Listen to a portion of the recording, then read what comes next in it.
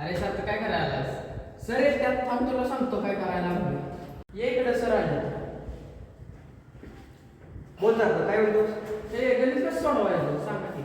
हे बघ सोपं आहे. काय करायचं, जर आपल्याला अशी सिरीज दिली 1 प्लस 1 डिवाइड बाय 1 प्लस असं सगळं कंटिन्यू दिलं असेल तर त्याच्यामध्ये काय करायचं, जे लास्ट अंक आहे हे 2 आहेत ना, तर आपण ते क्रमाने घेतलं 2 आणि 3 घेतलं म्हणजे काय घेतलं, शेजारी अंश घेतला आपण या ठिकाणी.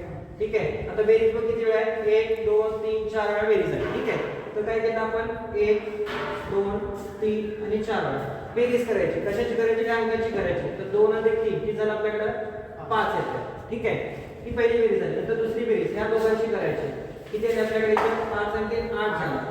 परत ह्या दोघांची बेरीज किती आली आपल्याकडे, 8 आणि 5 13 झाला. लास्टची बेरीज आपल्याला 8 आणि 13 ची बेरीज किती झाली आपल्याकडे 21 येते. ठीक आहे. ह्या सगळ्यांची बेरीज झाली.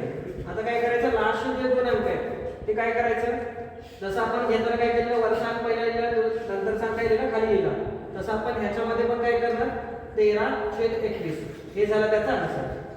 सोपं आहे. कसं #6